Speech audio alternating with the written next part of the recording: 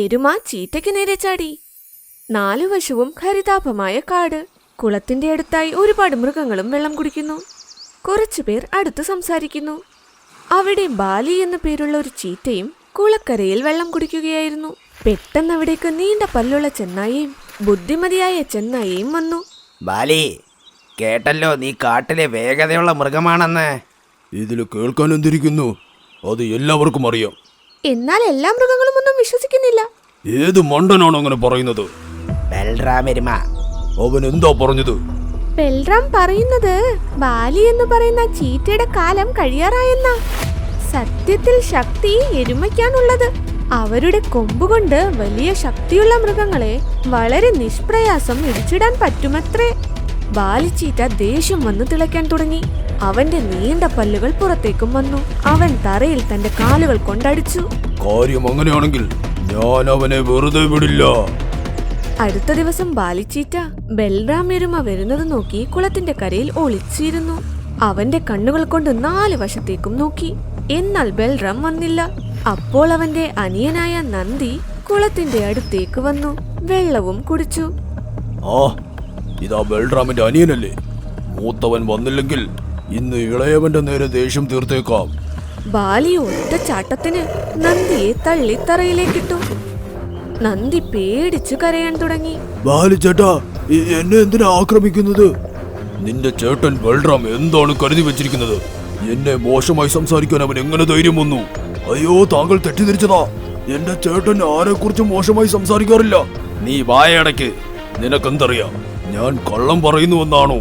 ഇന്ന് നിന്റെ ചേട്ടൻ്റെത് നല്ല സമയമാ. അവൻ ഇന്ന് ഇവിടേക്ക് വന്നില്ല. എന്നാൽ കുഴപ്പമില്ല, നീ ഇവിടെ വന്നില്ലേ? ബാലി ദേഷ്യത്തിൽ ഭ്രാന്തനായി മാറിയിരുന്നു. അവൻ നന്ദിയെ ഒരുപാട് പരിക്കേൽപ്പിച്ചു. നന്ദി വേദനയിൽ പുളഞ്ഞുകൊണ്ട് അവിടെ നിന്നും ഓടി. കുളത്തിന്റെ കരയിൽ നിന്ന് എല്ലാ മൃഗങ്ങളും പേടിച്ചു പോയിരുന്നു. കാട്ടിലെ എല്ലാ മൃഗങ്ങളെ നമുക്കിതിനെക്കുറിച്ച് ചർച്ച ചെയ്യേണ്ടതായിട്ടുണ്ട്. എല്ലാവർക്കും അറിയാം, ആ 2 ചെന്നായകളും എന്നും പ്രശ്നമുണ്ടാക്കുന്നുണ്ട്. എനിക്കുറപ്പാണ് അവരാണ് ബാലിയെ എരിവ് കയറ്റി വിട്ടത്. ബാലി എന്റെ പാവമനിയനെ ഒരുപാട് ആക്രമിച്ചാണ് വിട്ടത്. ഗജരാജ് ചേട്ടാ, എനിക്കങ്ങനെ മിണ്ടാതിരിക്കാൻ പറ്റില്ല. ഞാൻ അവനെ ഒരു പാഠം പഠിപ്പിക്കും. നമുക്കവനെ ഷേർ സിംഗിന്റെ അടുത്തേക്ക് കൂട്ടിക്കൊണ്ടു പോകാം.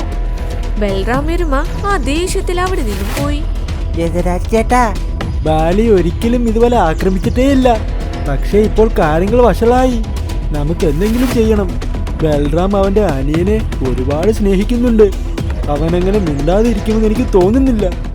ആദ്യം എനിക്ക് ബാലിയോട് സംസാരിക്കണം. ഒത്തുതീർപ്പാക്കാൻ പറ്റുമോന്ന് നോക്കട്ടെ. അവൻ എന്തൊക്കെയാണോ ചെയ്തത് എല്ലാം തെറ്റാണ്. ഇപ്പോൾ ബാലി വന്ന് നന്ദിയോട് ക്ഷമ ചോദിച്ചാൽ ഈ പ്രശ്നം ഇവിടെ തന്നെ അവസാനിക്കും.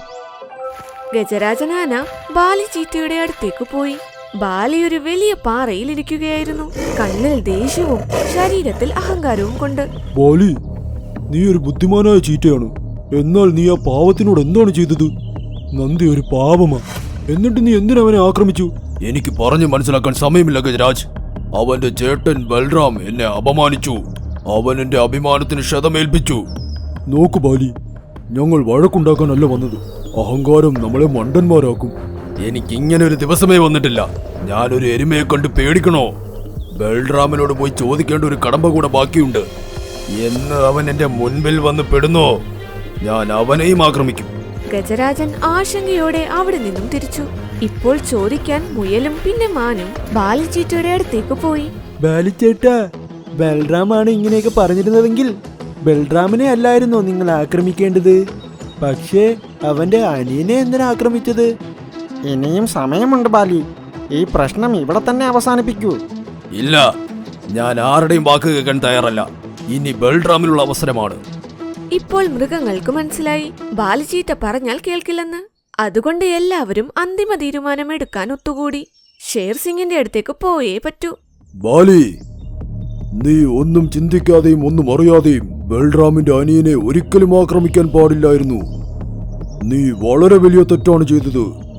എനിക്കൊരു പശ്ചാത്താപവുമില്ല. ബൽറാം അവൻ ഈ കാട്ടിലെ ശക്തിശാലിയാണെന്നാണ് പറഞ്ഞുകൊണ്ട് നടക്കുന്നത്. ഞാൻ അവനെ വെറുതെ വിടില്ല. ഞാൻ അവനെ മുട്ടുകുത്തിച്ച് തെളിയിക്കും യഥാർത്ഥ ശക്തിശാലി ഞാനാണെന്ന്. ഇത്രയും പറഞ്ഞ് ബാലിച്ചീറ്റ അവിടെ നിന്നും പോയി. ഷേർ സിംഗ് കുറച്ചു നേരം മിണ്ടാതിരുന്നു. പിന്നെ തന്റെ അഭിപ്രായവും പറഞ്ഞു. ബൽറാം, ഞാൻ പറയുന്നത് നീ കുറച്ച് ദിവസത്തേക്ക് കാട് വിട്ട് അകന്നു നിൽക്കണമെന്നാണ്. ബാലി നല്ല ദേഷ്യത്തിലാണ്. എനിക്ക് അറിയില്ല ഈ പരാതി ഇനിയും പ്രശ്നത്തിലാകുമോ എന്ന്. ഇനി നിങ്ങൾക്കിടയിൽ എന്തെങ്കിലുമൊക്കെ സംഭവിച്ചാൽ അത് ഈ കാടിന് നല്ലതിനല്ല. ബൽറാമിന്റെ മുഖം ദേഷ്യം കൊണ്ട് ചുമന്നുപോയി. അവൻ ഷേർ സിംഗിന് നേരെ നോക്കി ദൃഢമായ സ്വരത്തിൽ പറഞ്ഞു. ഇല്ല മഹാരാജാവേ, ഞാൻ തല താഴ്ത്തി ഓടിപ്പോകാൻ വേണ്ടി വന്നതല്ല. ബാലിക്ക് എന്നോട് അത്രയ്ക്കും ദേഷ്യമുണ്ടായിരുന്നെങ്കിൽ അവൻ തനിയെ വന്ന് എന്നോട് ചോദിക്കണമായിരുന്നു. അവൻ എൻ്റെ അനിയനെ ആക്രമിക്കാൻ പാടില്ലായിരുന്നു. എനിക്ക് അവനോട് യുദ്ധം ചെയ്ത് ജയിക്കണം. ഈ വാർത്ത കാട്ടിൽ തീ പോലെ പടർന്നു. ബാലിച്ചീറ്റയ്ക്കും ബൽറാമെരുമയുടെയും ഇടയിൽ കാട്ടിലെ ഏറ്റവും വലിയ മത്സരത്തിന് തുടക്കമായി. ഈ മത്സരം കാടിന്റെ നിയമമനുസരിച്ചാണ് നടക്കുന്നത്. ആര് വരയ്ക്കപ്പുറം പോകുന്നോ അവർ തോറ്റുപോകും. ഷേർ സിംഗ് കൊടി ഉയർത്തി മത്സരത്തിന് തുടക്കം കുറിച്ചു. മത്സരം തുടങ്ങട്ടെ. ബാലിച്ചീറ്റ മിന്നലിന്റെ വേഗത്തിൽ ഓടി മുഴുവൻ ശക്തിയും എടുത്ത് ബൽറാമിന്റെ നേരെ ചാടി. എന്നാൽ ബൽറാം തയ്യാറായിരുന്നു. അവനവന്റെ കരുത്തുള്ള തല കൊണ്ട് ബാലിച്ചീറ്റയെ തന്റെ കൊമ്പുകൊണ്ടിടിച്ച് കാറ്റിൽ പറത്തിവിട്ടു. ബാലി തറയിൽ പോയി വീണു. മൃഗങ്ങൾ ബഹളമുണ്ടാക്കി. എന്നാൽ കുറച്ചുപേർ പേടിച്ചു മിണ്ടാതിരുന്നു. കുറച്ചുപേർ അമ്പരന്നും നോക്കി. ഓ, ബൽറാമിന്റെ ശക്തി അത്ഭുതകരമാണല്ലോ. ബാലിച്ചീറ്റ പിന്നെയും എഴുന്നേറ്റ് നിന്ന് വീണ്ടും അവന് നേരെ ചാടി. അവൻ വേഗത്തിൽ ഓടി വന്ന് ബൽറാമെരുമയുടെ കാലിൽ ആക്രമിച്ചു. ബൽറാം ഒന്ന് താഴെ വീണു. എന്നാൽ അവൻ പെട്ടെന്ന് തന്നെ തറയിൽ നിന്നും എഴുന്നേറ്റ് നിന്നു.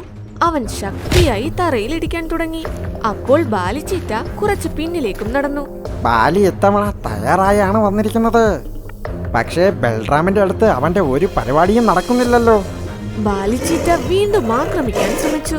എന്നാൽ ബൽറാമെരുമ നേരത്തെ തയ്യാറായിരുന്നു. ഇത്തവണ ബൽറാം അവന്റെ മുഴുവൻ ശക്തിയും ഉപയോഗിച്ച് ബാലിയെ മലർത്തിയടിച്ചു. ബാലി ചാടി എഴുന്നേൽക്കാൻ ശ്രമിച്ചു. എന്നാൽ അവന്റെ ധൈര്യം മുഴുവനും പോയിരുന്നു. ഇപ്പോൾ നിനക്ക് മനസ്സിലായോ ബാലി? യഥാർത്ഥ ശക്തി ബലത്തിലും അഹങ്കാരത്തിലുമല്ല ഉള്ളത്, മറിച്ച് ധൈര്യത്തിലും ന്യായമായ കാര്യത്തിലുമാണ് ഉള്ളത്. ബാലി അവന്റെ തല താഴ്ത്തി. അവന്റെ കണ്ണിൽ പശ്ചാത്താപവും കണ്ടു. അപ്പോൾ ചാടി നടക്കുന്ന മുയലും മാനും മുമ്പോട്ട് വന്നു. രാജാവേ, ഈ വഴക്കിനെല്ലാം കാരണം ആ ബുദ്ധിമതിയായ ചെന്നായിയും ആ കൂർത്ത പല്ലൻ ചെന്നായിയുമാണ്. അവരാണ് ബാലിയെ എരിവ് കയറ്റിവിട്ടത്. അവരുടെ ഇടയിൽ വഴക്കുണ്ടാക്കിയതും അവരാണ്. ഇത് കേട്ടതും ഷേർ സിംഗ് ദേഷ്യത്തിൽ ഗർജിച്ചു. ആ ബുദ്ധിമതിയായ ചെന്നായും നീള പല്ലുള്ള ചെന്നായും, ഇന്നു മുതൽ നിങ്ങൾ ഈ കാട്ടിൽ നിന്നും വെളിയിൽ പോകണം. നിങ്ങൾക്ക് ഇനി ഇവിടെ സ്ഥാനമില്ല. ബുദ്ധിമതിയായ ചെന്നായിയും നീണ്ട പല്ലുള്ള ചെന്നായിയും അവർ പേടിച്ച് തമ്മിൽ നോക്കി വേഗത്തിൽ കാട്ടിൽ നിന്നും ഓടിപ്പോയി. ബാലി പതുക്കെ പതുക്കെ നന്ദിയുടെ അടുത്തേക്കും പോയി. അവന്റെ കണ്ണിൽ പശ്ചാത്താപമുണ്ട്. നന്ദി, എന്നോട് ക്ഷമിക്ക്. ഞാനൊന്നും ചിന്തിക്കാതെയും അറിയാതെയും നിന്നെ ആക്രമിച്ചു. ബാലി, ശക്തി ഉണ്ടെന്നുള്ള അഹങ്കാരം വിടൂ. ശക്തി ഉണ്ടാകുന്നത് ഉള്ള ശക്തി നല്ലതിന് ഉപയോഗിക്കുമ്പോഴാണ്. കാട്ടിലെ എല്ലാ മൃഗങ്ങളും ബൽറാമെരുമയ്ക്ക് ജയ് ജയ് വിളിക്കാൻ തുടങ്ങി. കാട്ടിൽ പിന്നെയും ശാന്തത നിറഞ്ഞു. കാരണം പ്രശ്നക്കാർ ഓടിപ്പോയിരിക്കുന്നു. കാട്ടിലിപ്പോൾ ബുദ്ധിയുള്ളവരും ന്യായസ്ഥരുടെയും രാജ്യമാണ്.